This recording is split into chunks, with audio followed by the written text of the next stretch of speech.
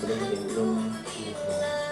Hari ke hari yang dipikirkan, kisah cinta dan kasih sayang, berdiri tinggalkan sembahyang, sesal diri tak kepala. Allahu kafi Rabbuna kafi qaswadana kafi wajadana kafi link lingka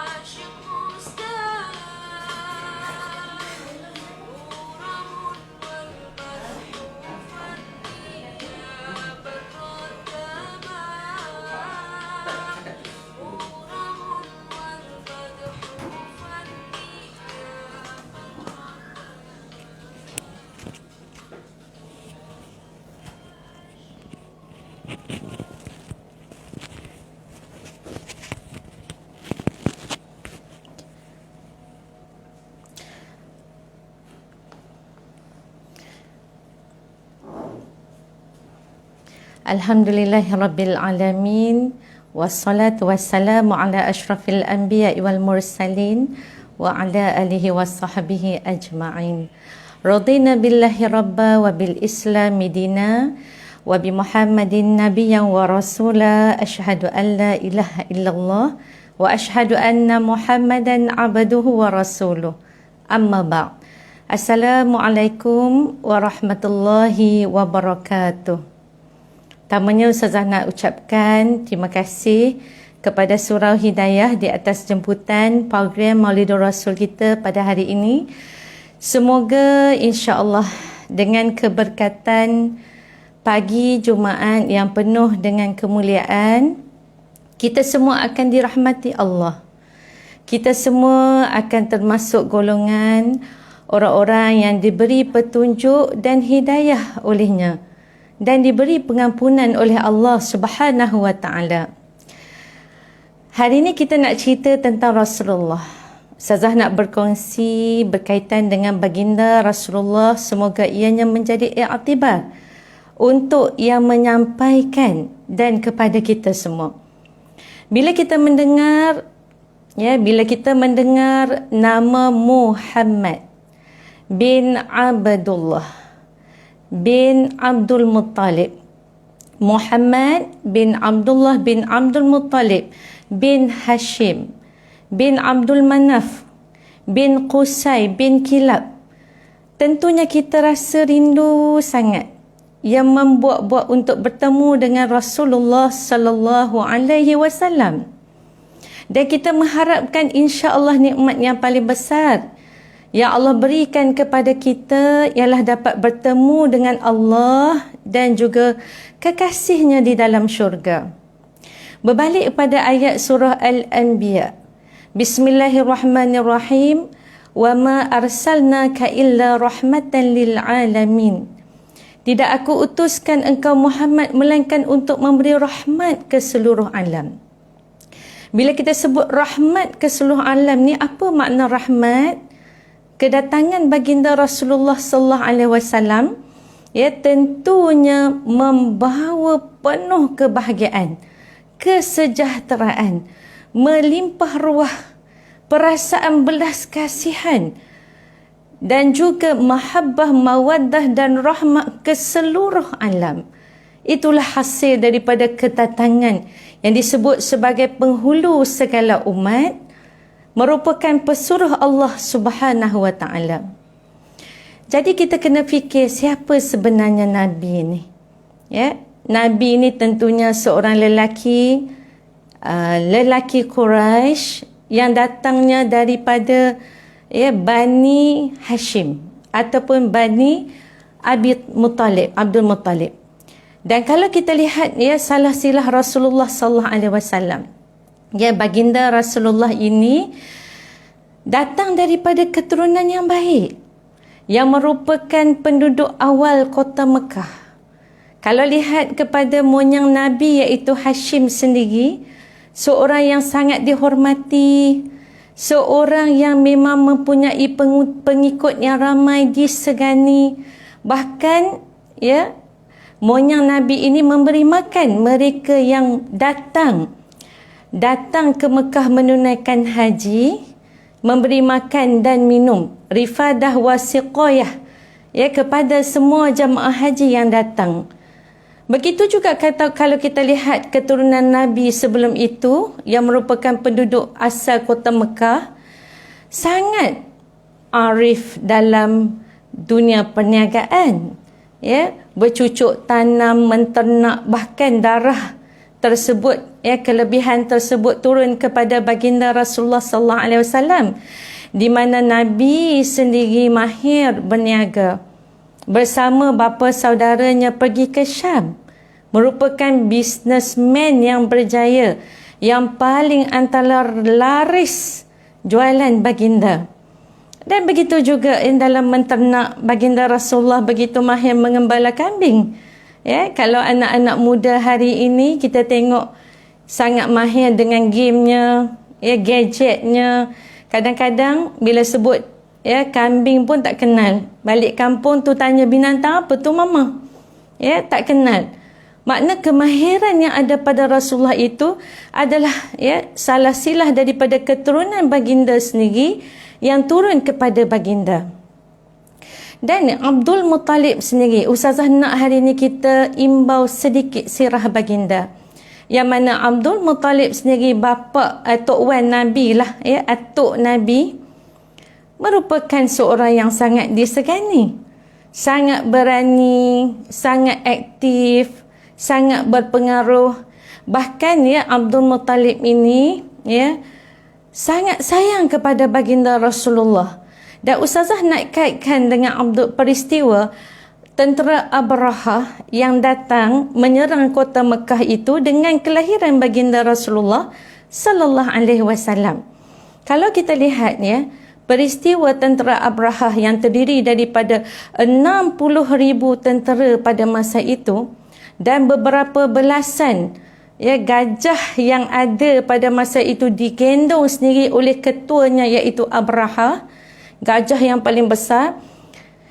Tingkahnya itu dalam 55 hari dengan kelahiran baginda Rasulullah sallallahu alaihi wasallam. Dan peristiwa ini berlaku pada hayat Abdul Muttalib. Ketika datangnya tentera-tentera tersebut, Allahu Akbar, gajah pun tahu tempat yang dia nak pergi itu bakal lahir seorang Nabi, tempat yang mulia, bumi Anbiya, bumi yang telah pun disebut dalam sejarah sebelum kehadiran manusia di atas muka bumi. Jadi pada masa itu gajah tersebut bila dihalalkan kota Mekah, mereka semua duduk berderum. Mereka tidak pergi. Kenapa? Kerana itu adalah petunjuk dari Allah Subhanahu wa taala. Tetapi dari arah lain mereka berlari-lari. Dan pada ketika itu tentera Abrahah itu didatangi dengan burung ababil. Kita baca dalam surah Fil, banyak kisah ini. Burung ababil datang membawa batu sijil yang keras daripada neraka, lalu dibuangkan ke atas tentera-tentera tersebut. Dan akhirnya mereka semua binasa, seperti daun yang dimamah ulat. Dan peristiwa ini berlaku pada hayat Abdul Muttalib dan lebih kurang 55 hari dengan kelahiran baginda Rasulullah sallallahu alaihi wasallam. Dan Ustazah nak sebut tentang ayahanda Rasulullah sebelum kita cerita dengan lebih lanjut. Ayahanda Rasulullah iaitu Abdullah ini antara anak kepada Abdul Muttalib yang sangat patuh. Abdul Muttalib ini mempunyai 10 orang anak lelaki. Dan ada satu peristiwa ketika Abdul Muttalib mengorek kembali telaga Zamzam, pernah dia bernazar. Dia kata, kalaulah aku ada anak 10 orang, sebab tak ada orang nak tolong dia masa tu. Dia kata, kalau aku ada anak 10 orang, aku bernazar akan korbankan seorang. Dan kebetulan ketika ada 10 orang tu dibuat undian yang kenanya Abdullah. Dan Allah Subhanahu Wa Taala telah menukarkan Abdullah dengan seekor kibas. Maka digantikan, bukan tukar, digantikan dengan seekor kibas. Itu peristiwa korban yang berlaku ketika sebelum Rasulullah sallallahu alaihi wasallam dilahirkan. Dan Abdullah kerana menjadi anak yang disayangi oleh Abdul Muttalib, maka Abdul Muttalib ayah ni kalau dia sayang dekat anak ni, dia cari jodoh yang terbaik. Dia cari kalau boleh pasangan tu yang boleh membahagiakan anaknya. Maka Abdullah telah pun dijodohkan dengan seorang wanita yang termulia, mempunyai kedudukan yang baik, mempunyai keturunan yang baik daripada Bani Zurah. Maka dijodohkan dengan Aminah binti Wahab, iaitu bunda kepada Rasulullah sallallahu alaihi wasallam. Dan Abdullah hidup bahagia bersama Aminah. Allahu Akbar. Cuma Abdullah ini memikul tanggungjawab penting. Abdul Muttalib berkata kepada Abdullah, pergi cari bekalan-bekalan untuk keluarga kita. Maka Abdullah membawa barang dagangan pergi ke Syam, dan dalam perjalanan sampai di Madinah telah pun sakit dan kembali ke rahmatullah. Dan pada saat itu hanya meninggalkan 5 ekor unta. Tak ada harta yang banyak, tak ada rumah besar, tak ada kereta besar. Yang ada adalah hanya 5 ekor unta beserta kambing-kambing dan seorang pengasuh namanya Ummu Aiman. Dan peristiwa itu sangat menyedihkan Aminah binti Wahab, ibunda kepada Rasulullah yang syarat mengandung Rasulullah. Dan selepas itu lahirlah baginda Rasulullah, iaitu pada 9 Rabiul Awal. Ada yang mengatakan 12 Rabiul Awal tahun gajah. Bersamaan 22 April 571 Masihi. Dan yang menjaganya adalah Abdul Muttalib. Begitu gembiranya Abdul Muttalib mendapat cucu. Ketika lahirnya baginda Rasulullah sallallahu alaihi wasallam, Masya Allah, istana di negeri Syam itu bercahaya. Gerbang-gerbang istana Kisra, Parsi, runtuh. Api-api Majusi yang sedang menyala-nyala disembah ahli Majusi, semuanya padam. Bumi kota Mekah itu terang benderang dengan kedatangan seorang yang diberi nama oleh Abdul Muttalib sebagai Muhammad, iaitu yang terpuji. Berdoa sungguh-sungguh di dalam Kaabah terhadap cucunya itu, seronoknya dapat cucu. Dan kalau kita lihat baginda Rasulullah sallallahu alaihi wasallam dilahirkan tanpa seorang ayah. Itu antara ujian yang Allah beri. Allah bagi kat kita ni banyak ujian. Kepada yang mendengar, kita kena ingat, kita sekarang ini seluruh dunia pun berhadapan dengan ujian. Dan ujian-ujian yang Allah berikan itu sebenarnya bukan Allah benci. Tetapi kita kena balik kepada Allah bahawa apa yang diberikan itu kita yakin ada kebaikannya. Bersangka baiklah, husnul thiqah billah. Bersangka baiklah kita kepada Allah Subhanahu wa taala dengan apa yang diberikan kepada kita. Ujian kelaparan, ujian kesakitan, ujian kemiskinan, macam-macam ujian. Dan ujian COVID-19 pun semalam kita tengok jumlah masih angka 900 lebih. Kematian 300 lebih. Masya Allah, doalah banyak-banyak, terutamanya hari Jumaat ini, agar COVID ni hilang daripada muka bumi. Doa banyak-banyak, Masya Allah. Begitu seni, kecil tetapi dapat membunuh manusia. Begitu hebat dan besarnya Allah Subhanahu Wa Taala. Sebenarnya Allah nak lihat sejauh mana kita sujud kepada Dia, menggantung harap sepenuhnya kepada Allah dan sentiasa mengingati Allah dalam setiap gerak-geri kita. Itu yang sebenarnya Allah nak kita semua manusia lakukan. Kerana sabar hari manusia semakin lama semakin melupai Allah Subhanahu Wa Taala. Na'udzubillahi min zalik. Sedangkan Allah itu sentiasa berada dengan kita. Wa huwa ma'akum aina ma kuntum. Dia bersama kita di mana kita berada, memberi pelbagai nikmat kepada kita. Nikmat iman, Allahu Akbar. Nikmat Islam, nikmat makan. Pagi tadi dah breakfast makan. Kejap lagi tengah hari makan, malam makan. Nikmat-nikmat itu tidak perlu berbayar. Tetapi ianya diberi secara percuma. Cuma Allah nak kita ingat Dia sentiasa, selalu, always di mana kita berada. Dan Ustazah balik kepada peristiwa baginda Rasulullah sallallahu alaihi wasallam. Ketika 6 tahun, dalam tempoh tersebut disusui oleh Halimatus Sa'diyah di sebuah desa, tetapi setelah 6 tahun kembali kepada ibunya, Aminah ni nak memanjangkan silaturahim. Maka dibawalah Rasulullah ke Madinah untuk berjumpa pak-pak saudara, pak-pak menakan, mak menakan di sebelah ibunya. Bila dibawanya Rasulullah ketika arah balik, sampai di Abwa, Aminah jatuh sakit kuat dan akhirnya menghembuskan nafas terakhir dan dikebumikan di Abwa. Yatim piatulah baginda Rasulullah sallallahu alaihi wasallam ketika itu, dan hanya hidup pada ketika itu bersama dengan atuknya iaitu Abdul Muttalib.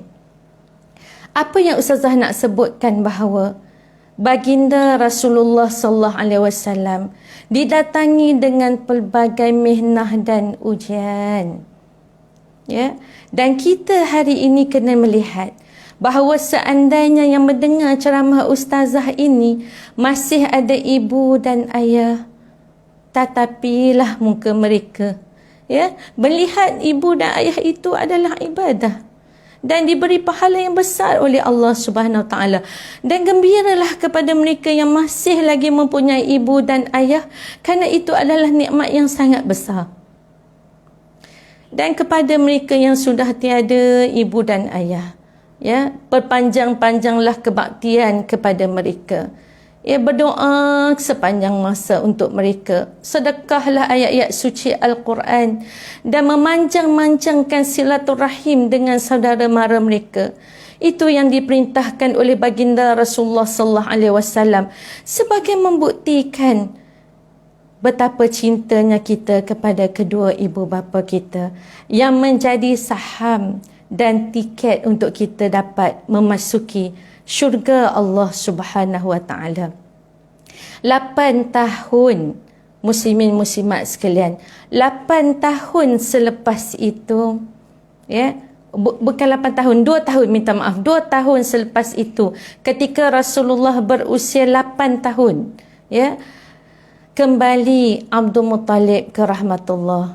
Maka saat itu, Rasulullah sallallahu alaihi wasallam terus tinggal bersama bapa saudaranya iaitu Abu Talib. Apa yang Ustazah nak sebutkan hari ini? Kita nak kena kenal Rasulullah. Nak kenal Rasulullah, kita kena tahu sirah perjuangan Nabi. Kena banyak melakukan perkara-perkara yang boleh mencetuskan, membungakan di dalam hati kita perasaan cinta yang menebal kepada baginda Rasulullah sallallahu alaihi wasallam.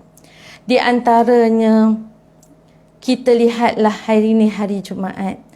Berkatnya kita berada hari Jumaat. Sama-sama kita dengar tazkirah Ustazah dalam tempoh sejam ini. Malah sama-sama kita berselawat kepada Nabi.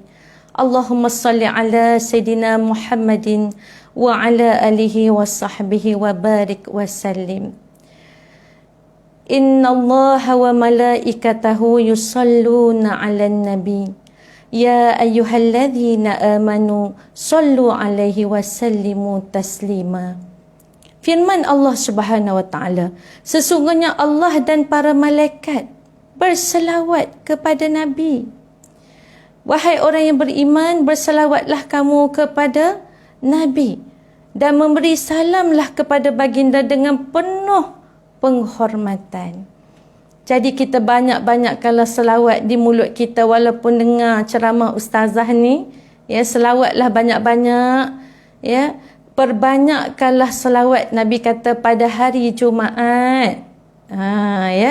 Dan sesungguhnya selawat itu akan dibentangkan kepadaku. Selawat umatku akan dibentangkan kepadaku pada hari Jumaat. Dan barang siapa yang banyak berselawat, dialah antara orang yang paling hampir dengan aku di dalam syurga. Kita berselawat hari Jumaat ni, daripada awal, daripada semalam lagi sampailah maghrib nanti, banyak-banyakkan berselawat. Dan Nabi sendiri bersabda, sabda baginda Rasulullah sallallahu alaihi wasallam, sesungguhnya orang yang berselawat kepada aku akan diucapkan selawat oleh Allah Subhanahu Wa Taala. Makna sekali kita berselawat, Allah akan ucapkan selawat kepada kita 10 kali. Ya, satu kita salawat. Kita sebut Allahumma salli ala Sayyidina Muhammad wa ala ali Sayyidina Muhammad. Allah selawat kepada kita 10 kali. Dan Allah buangkan hati, sifat mazmumah yang tercela. Allah buang perlahan-lahan dalam diri kita, bersihkan diri kita ini supaya kita insya-Allah seperti bayi yang dilahirkan, awal-awal dilahirkan sebelum bertemu Allah Subhanahu Wa Taala, insya-Allah. Perangai kita ni macam-macam. Setiap manusia ni ada kelemahan. Mungkin ada di antara kita ni yang suka membawang. Mungkin ada antara kita ni suka bersangka buruk. Kata Imam Ghazali, orang yang suka bersangka buruk ini adalah orang yang mengumpat di dalam hati. Mungkin juga antara kita kadang-kadang suka melihat-lihat, menyebut keaiban orang. Tanpa kita lupa bahawa bila kita selalu sebut keaiban orang, Allah akan buka keaiban kita. Bahkan keaiban dalam rumah tangga kita. Na'udzubillah min zalik. Jadi kita muhasabah. Mungkin dalam diri kita ni penyakit yang kita takut sekali, iaitu iri hati. Iri hati ni dia akan makan. Dia akan makan segala kebaikan yang telah kita lakukan. Bayangkan kita dah buat macam-macam kebaikan. Al-hasadu ya'kulul hasanat kama ta'kulun narul hatab. Setiap kedengkian itu akan memakan segala kebaikan seperti bagaimana kayu api yang dibakar dengan kayu yang dibakar dengan api. Begitulah kita kena elakkan penyakit tersebut. Jadi berselawatlah kita kepada Rasulullah sallallahu alaihi wasallam banyak-banyak, dan Nabi sangat menyayangi kita. Kalau kita kata kita selawat kepada Nabi, itu salah satu bukti kita cinta kepada Nabi. Dan Nabi Muhammad sallallahu alaihi wasallam sangat mencintai kita. Buktinya surah Taubah.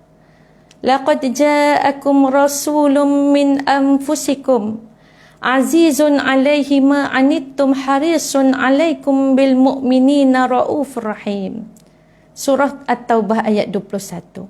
Kalau kita lihat surah ini, Allah Subhanahu Wa Taala berfirman, sesungguhnya telah didatangi seorang rasul dari kalangan kamu. Berat penderitaan kamu dirasainya. Sangat inginkan keimanan dan keselamatan ke atas kamu. Dan juga amat belas kasihan dan penyayang kepada orang-orang yang beriman. Itulah baginda Rasulullah sallallahu alaihi wasallam. Ingat kita, sayang kita, doa untuk kita, rindu kepada kita. Ustazah teringat ketika satu hari Rasulullah pergi ke kubur Baqi'. Dan pergi itu bersama dengan para sahabat. Apabila sampai di kubur Baqi', Nabi sebut sejahteralah ke atas kamu, wahai penghuni orang-orang yang beriman. Nabi sebut sedemikian. Sesungguhnya kami ini dengan kehendak Allah akan menyusuli kamu. Aku ingin melihat saudara-saudaraku di hatiku. Maka bila sahabat mendengar kata-kata Nabi, doa tersebut, sahabat bertanya, bukankah kami ini adalah saudaramu, wahai Rasulullah? Maka Rasulullah menjawab, kamu adalah sahabat-sahabatku. Saudara-saudara kita adalah mereka yang belum pernah melihat aku, dan mereka belum muncul lagi. Dan di sinilah yang dimaksudkan dengan ummah akhir zaman, iaitu kita yang insya-Allah disebut sebagai umat Nabi Muhammad sallallahu alaihi wasallam. Nabi merindui ketika duduk di Baqi'. Nabi ingat, Nabi rindu orang yang telah pergi, yang berada di pusara Baqi', dan orang yang berada di depannya iaitu para sahabat. dan juga orang yang akan datang, yang akan muncul, iaitu khairu ummah, iaitu sebaik-baik umat, iaitu kitalah umat Nabi Muhammad sallallahu alaihi wasallam. Allahu akbar, alhamdulillah, kena bersyukur sangat sebab kita ini lahir sebagai umat Nabi Muhammad sallallahu alaihi wasallam yang sentiasa dirindui. Ya, baginda tak pernah jemu mendoakan kita. Usah teringat bagaimana perik jerih Nabi membawa Islam kepada kita. Ya, begitu hebat Rasulullah. Islam nak sampai kat kita pada hari ini melalui liku-liku perjalanan yang penuh dengan masyaqqah dan kepayahan. Kita hari ini buka mata dah dengar azan. Tinggal nak ambil telekung dan solat berjamaah sahaja. Ya. Tapi Rasulullah sallallahu alaihi wasallam mengalami pelbagai ujian, dilemparkan dengan tuhmahan, dikatakan orang gila, dikatakan penyair yang melakukan tipuan, dikatakan Rasulullah sallallahu alaihi wasallam itu mereka-rekakan Al-Quran. Ya, pelbagai tumahan, bahkan yang paling hebat cubaan untuk membunuh Rasulullah sallallahu alaihi wasallam. Usah teringat bagaimana Nabi pergi ke Taif. Ya, Nabi berjumpa dengan orang-orang kenamaan di sana dan Nabi mengajak mereka kepada Islam. Mereka mencaci, mengeji Nabi. Bahkan mereka telah pun mempengaruhi pada masa tu satu golongan yang kurang cerdik, golongan-golongan yang terdiri daripada kita kata golongan yang ustazah sebut kurang cerdik lah, kurang cerdik, dan mereka ini telah pun dipengaruhi sehingga bertindak mencaci, menghina Rasulullah.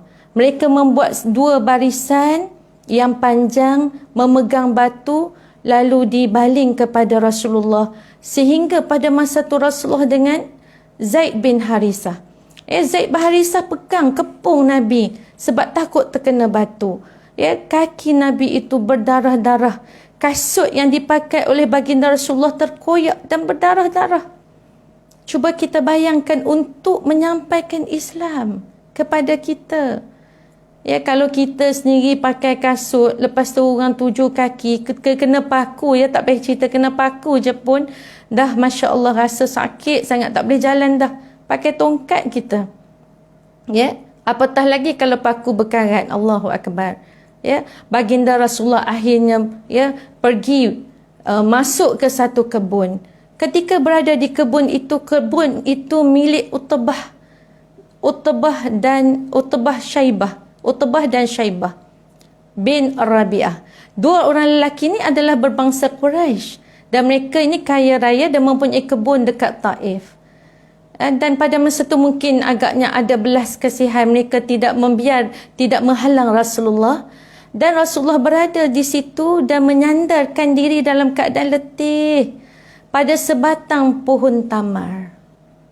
Dan pada saat itu di depan satu pagar, apabila dah berehat sedikit, Rasulullah mengangkat tangan dengan linangan air mata. Wahai Allah, aku mengadu kepadamu. Betapa lemahnya aku. Betapa kurang upayanya aku. Betapa hinanya aku di kalangan manusia.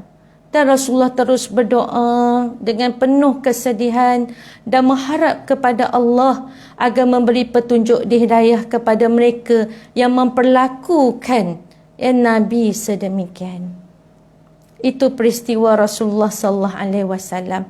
Betapa Rasulullah itu sangat-sangat mengharapkan kita akan terus menjadi mata rantai yang terus memperjuangkan agama Islam, menyampaikan Islam kepada seluruh manusia di atas muka bumi, menyambung tugas-tugas Nabi di atas muka bumi ini.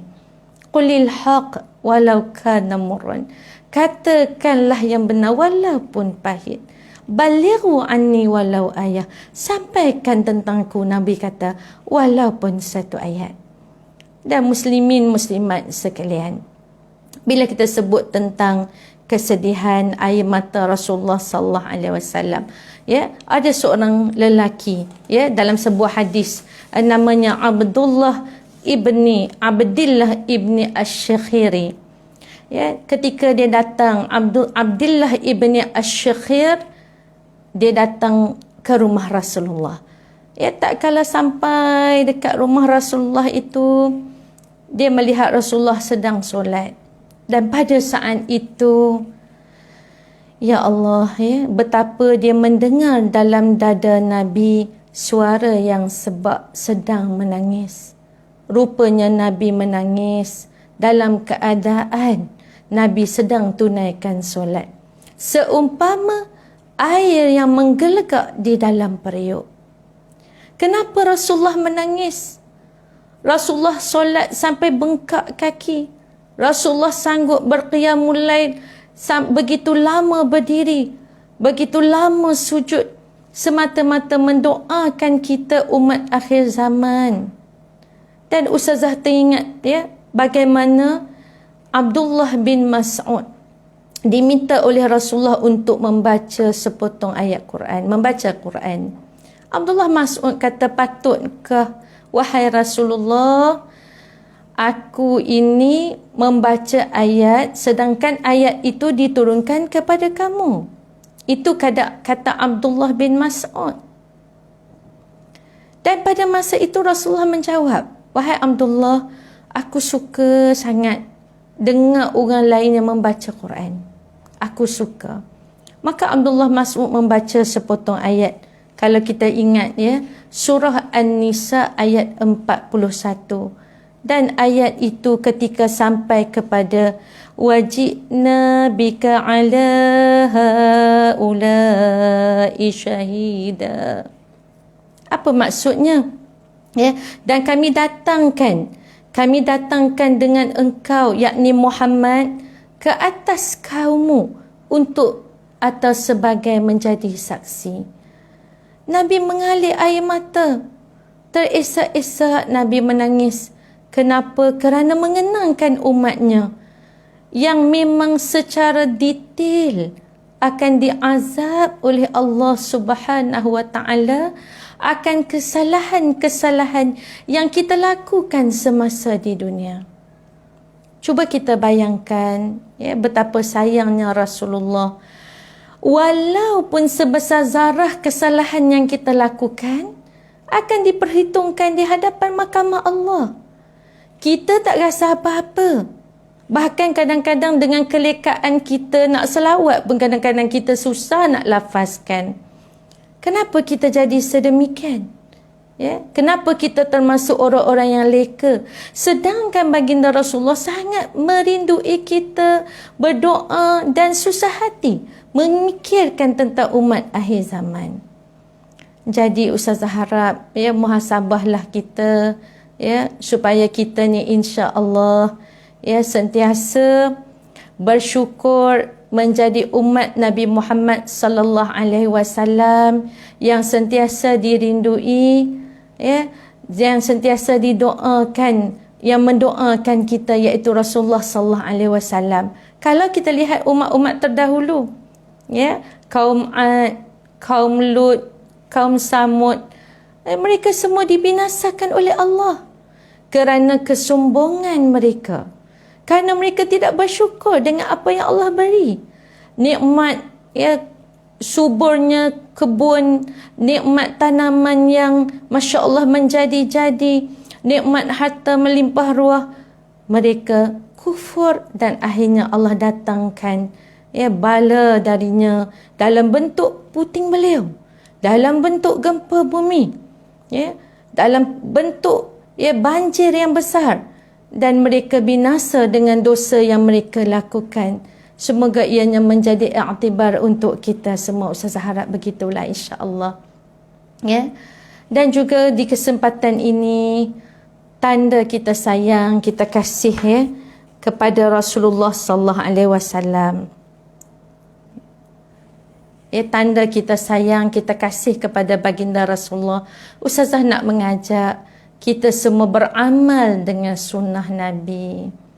Dan ingat sunnah Rasulullah itu kehidupan kita. Ia adalah ajaran yang ditinggalkan oleh Rasulullah kepada kita. Taraktu fikum amrain lan tadillu ma tamassaktum bihima, Al-Quran wa sunnati. Aku tinggalkan kepada kamu 2 perkara, kamu tidak akan sesat selagi mana kamu berpegang kepada 2 perkara ini, iaitu Al-Quran dan sunnah aku. Banyak sunnah-sunnah Nabi. Cuma Nabi pernah sebutkan kepada kita bahawa ada orang yang memang dia enggan. Dia kumpulan yang enggan. Ada orang dia dalam kumpulan yang nak. Ada orang dalam kumpulan yang enggan. Siapa orang yang enggan tu? Hadis daripada Abu Hurairah. Rasulullah sallallahu alaihi wasallam bersabda, setiap umatku ingin memasuki syurga.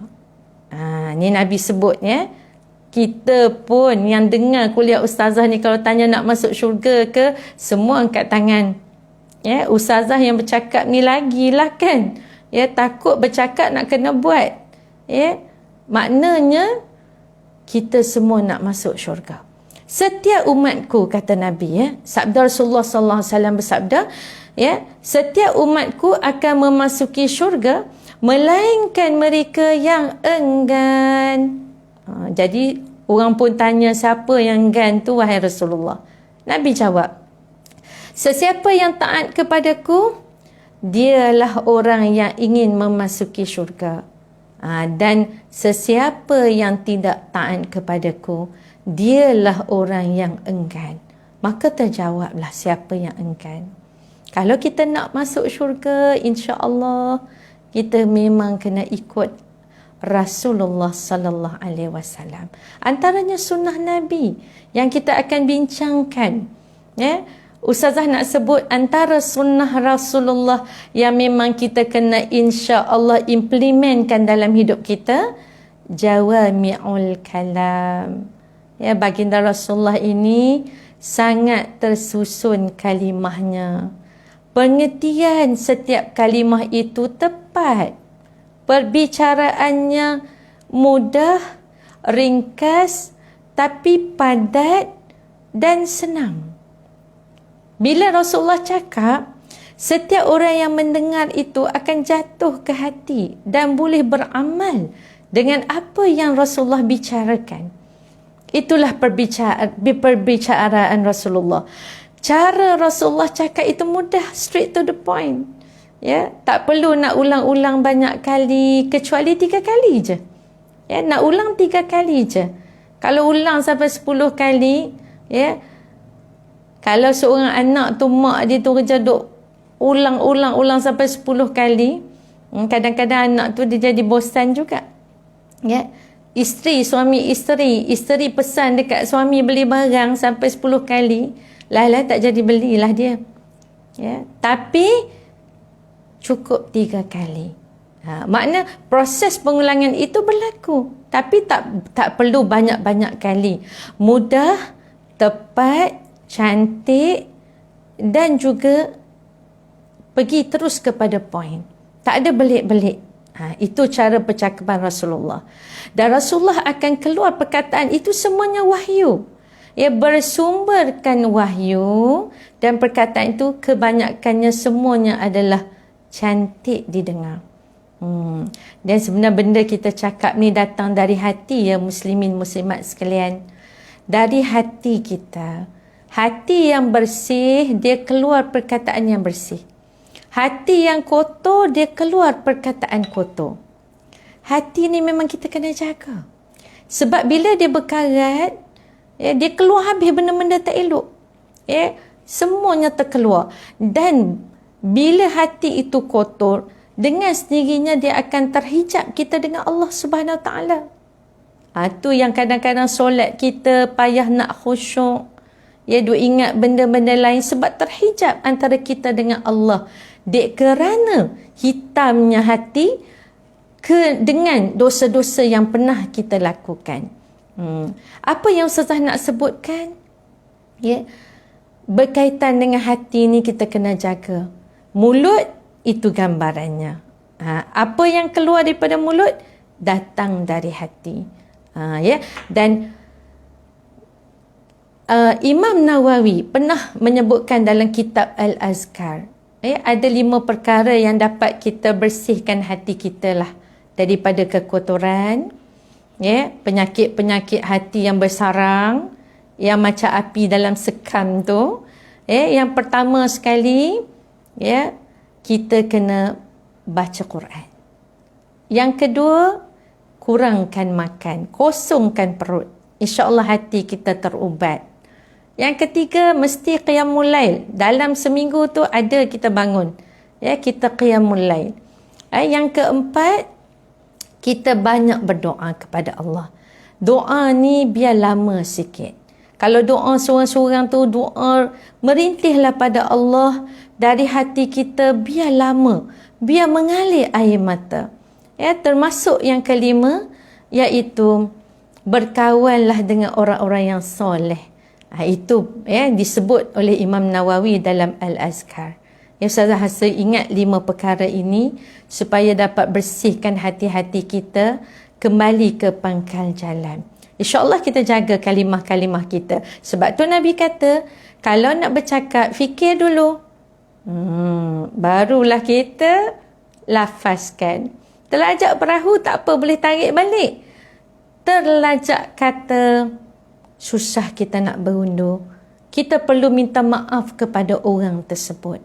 Kesalahan kita dengan manusia, kita kena pergi dan mohon kemaafan kepada dia atas kesalahan tersebut. Kemudian selain daripada itu, antara amalan-amalan sunnah yang kita boleh lakukan, Ustazah nak sebut tentang kisah iaitu anak tiri kepada Rasulullah, iaitu Umar bin Salamah. Umar bin Salamah ni anak tiri kepada Rasulullah, anak kepada Ummu Salamah. Yang itu pernah meriwayatkan, aku adalah merupakan budak suruhan Nabi. Budak suruhan tu bukan maksud hamba, cuma berkhidmat. Dia berkhidmat untuk Rasulullah. Dan aku selalu berlegar di sekitar makanan yang dihidangkan. Kata Umar, Umar As-Salamah. Aku berada di sekitar makanan yang dihidangkan. Maka Rasulullah sebut kepada aku, wahai budak, wahai anak, wahai anak, iaitu sebutlah nama Allah ketika makan, makanlah dengan tangan kanan dan makanlah dengan makanan yang paling hampir. Itu pesanan Rasulullah kepada Umar. Hadis yang Ustazah rasa boleh kita sampaikan pada anak-anak kita, iktibar untuk kita semua, iaitu biasakan melazimi dengan istilah bismillah, kalimah bismillah. Dengan nama Allah yang Maha Pemurah lagi Maha Pengasihan ni, nak buat apa benda pun. Nak duduk dalam kuliah Ustazah, nak dengar sekarang ni dalam kuliah, nak pergi pasar, nak masak, nak goreng ikan, lazimilah Bismillahirrahmanirrahim. Dan Bismillah ni jangan sebutlah hati, lafazkan Bismillahirrahmanirrahim. Itu pesan Rasulullah sallallahu alaihi wasallam kepada kita. Sebutlah Bismillah. Dan kalau makan ni guna tangan kanan, itu sunnah. Minum tangan kanan, makan tangan kanan. Kalau tangan kanan ni ada makanan, nasi, tolak, kita makan tu, dia punya cawan tu tolak dengan tangan kanan. Sebab rezeki yang masuk itu ke dalam perut kita nak berkat. Berkat itu dengan Bismillahirrahmanirrahim, dengan tangan kanan, dan ambil yang dekat. Ambil yang dekat tu. Kalau sambal, selalu tanya Ustazah, kalau sambal nak makan sambal. Kalau dekat tu ada budu, nak makan budu. Jawapannya, maksud dekat itu ialah ambil tanpa gelojoh, dengan penuh kesopanan. Nabi ajar kita kalau duduk depan hidangan, jangan pumpang-pumpang terbalik, cawan terbalik. pinggan, gergang-gergang terbalik nasi semua. Nak mana kena sopan. Sebab rezeki tu dia masuk di dalam perut kita nak berkat. Dan sebut pasal rezeki, Ustazah nak ingatkan diri Ustazah dan kita semua. Bila kita sebut sahaja rezeki, Nabi ajar kita supaya melazimi solat duha. Duha jangan tinggal. InsyaAllah kalau boleh seminggu tu, kalau terskip tak apa, tapi makna jangan tinggal. InsyaAllah rezeki melimpah ruah. Dari langit, dari dasar bumi, yang jauh didekatkan, yang syubhat dibersihkan, yang payah dipermudahkan. Kemudian muslimin muslimat sekalian, lazimilah al-waqi'ah. Setiap malam kita baca, sebelum baca al-Mulk, baca al-waqi'ah. InsyaAllah rezeki masuk. Dan yang ketiga, banyak bersedekah. Dia sebut terutama sedekah subuh. Pagi tadi kita bersedekah, waktu subuh tu bersedekah. Itu permulaan rezeki namanya. Dan muslimin muslimat sekalian, dalam tiga-tiga ni yang mana kena buat tiap-tiap hari? Tiap-tiap hari kita bersedekah. Paling-paling mudah sedekah tenaga kita, membantu orang yang memerlukan, dan paling lagi mudah iaitu bersedekah dengan senyuman. Pagi-pagi Jumaat ni biar muka kita tu manis saja. Jangan masam muncul empat depa. Biar manis. Suami suka tengok, anak-anak suka tengok wajah ibu yang ceria dan manis. InsyaAllah kita lakukan sebab kita ikut sunnah Rasulullah sallallahu alaihi wasallam. Dan kita tak mau rezeki kita bagi pada anak-anak kita tu rezeki yang tidak berkat. Ikut sunnah Nabi. Rezeki tidak berkat ni umpama kita minum air laut. Minum lagilah haus. Sikit tak pernah cukup, banyak membazir. Sepatutnya sikit itu memang cukup, dan banyak lagi banyaklah kita bersedekah. Dan Ustazah nak pesan juga iaitu sunnah yang seterusnya berkaitan dengan iaitu ingat. Kita ada sikit masa lagi, lebih kurang dalam 10 minit. Ustazah nak ingatkan sunnah yang seterusnya, bersama-sama kita mencintai ilmu. Nabi pesan, ughdu aliman au muta'alliman au mustami'an au muhibban. Bangun pagi je, Masya Allah. Perkara utama selain daripada kita dah bagi fizikal kita ni minyak. Kereta nak berjalan ada minyak, fizikal kita ni Alhamdulillah dah makan pagi tadi. Jangan lupa jadi orang yang memberi ilmu dan orang yang mempelajari ilmu. Bahkan kalau tak sampai tahap tu pun mendengar ilmu, dan kalau tak dengar pun orang yang memang mencintai ilmu. Alhamdulillah kita hari ini menjadi orang yang mendengar ilmu dan mencintai ilmu bersama dengan Ustazah pagi Jumaat, diganda-gandakan pahala mudah-mudahan insya-Allah, dan Allah memberi kita syurga di akhirat. Mudah-mudahan, amin. Dan juga muslimin-muslimat sekalian, bila sebut tentang ilmu, Rasulullah sallallahu alaihi wasallam seorang yang sangat mencintai ilmu. Bila baginda masuk ke dalam masjid, baginda tidak berada. Baginda melihat ada satu kumpulan yang sedang membaca Al-Quran. Bahkan baginda menyebutkan mudah-mudahan Al-Quran yang dibaca itu membentuk diri mereka menjadi orang yang bertakwa kepada Allah. Dan Rasulullah duduk bersama orang membincangkan ilmu, kerana baginda menyebut, aku diutuskan untuk menyampaikan ilmu kepada seluruh manusia. Jadi, jadikanlah diri kita ni orang yang mencintai ilmu. Ustazah nak ambil kesempatan nak cerita orang yang mencintai ilmu, iaitu Imam Syafi'i. Imam Syafi'i ni, Masya Allah, usia dia 8 tahun, dia dah menghafaz Quran. Ada kata 9 tahun dah habis dah baca Quran, hafaz. 12 tahun tu kitab Al-Muwatta yang ditulis oleh Imam Malik, dia pinjam, dia miskin. Dia pinjam kitab Al-Muwatta tu, dan dia dah habis baca. Al-Muwatta tu ada dalam diri dia. Masya Allah. Dan waktu remaja, kalau anak-anak kita aktif sangatlah dengan gadget ni, ya, Imam Asy-Syafi'i apa yang dia buat? Dia belajar di Masjidil Haram bersama ulama-ulama. Bahkan bila besar merantau, minta izin dengan mak dia.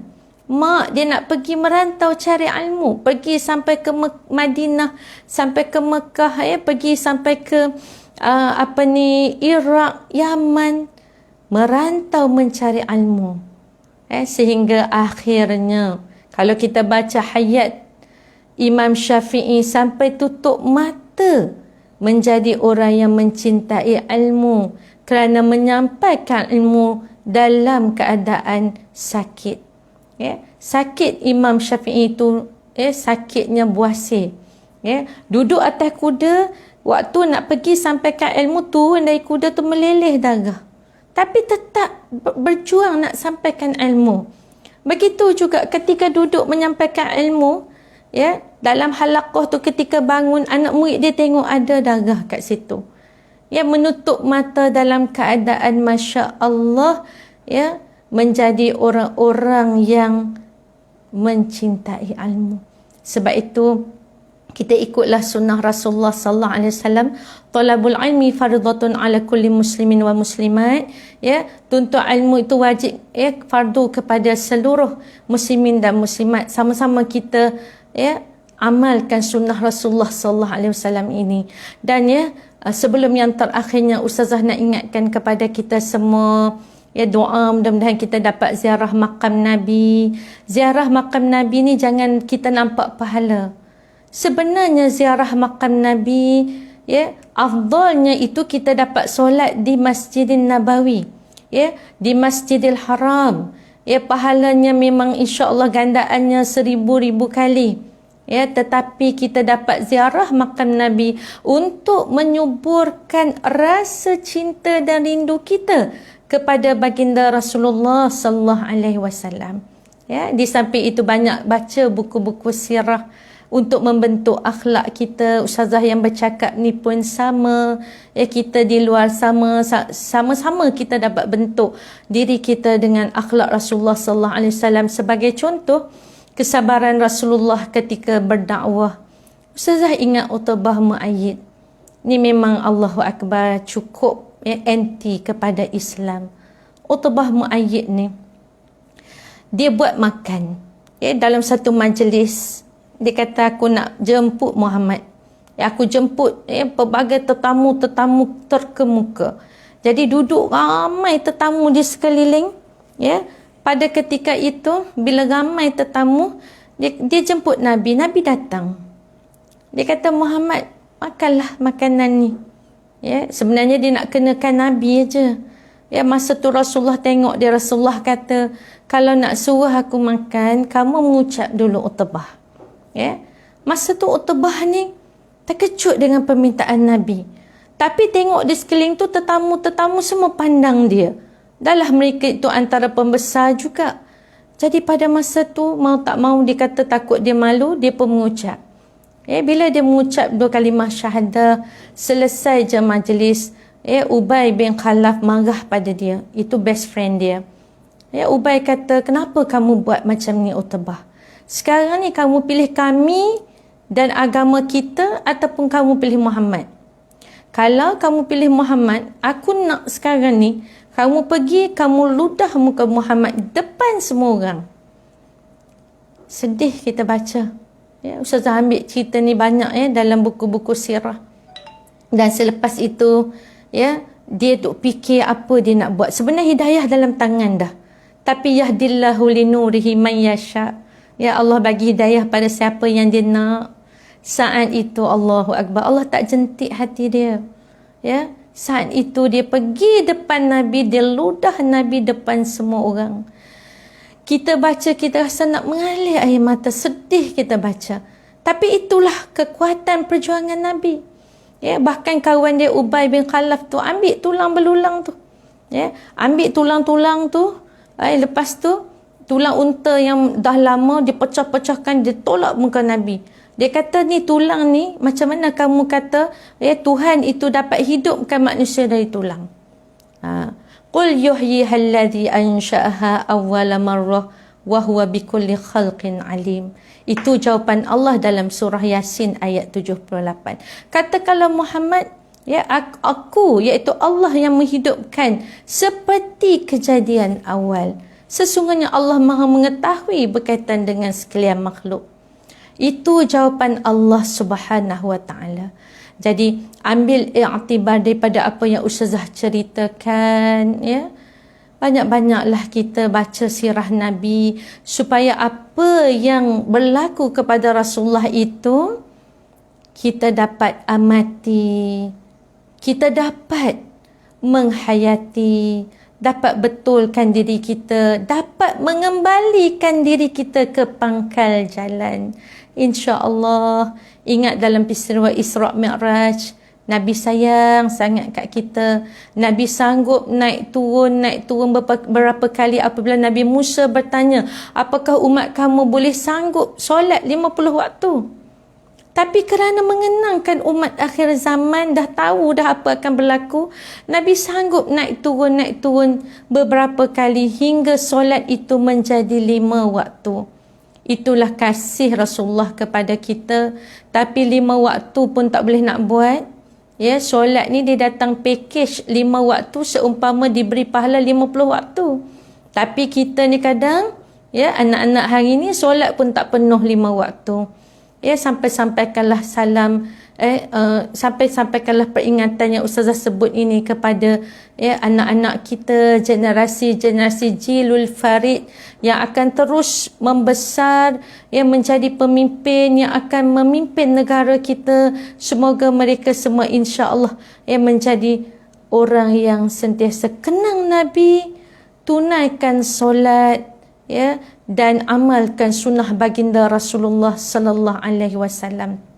Ya, semoga apa yang Ustazah sampaikan itu menjadi iktibar untuk kita semua, ya, dan juga Ustazah mohon maaf sebab Ustazah diberi masa dalam sejam untuk bersama kita. Ustazah tak tahu ada soalan ke kat sini? Sekejap ya.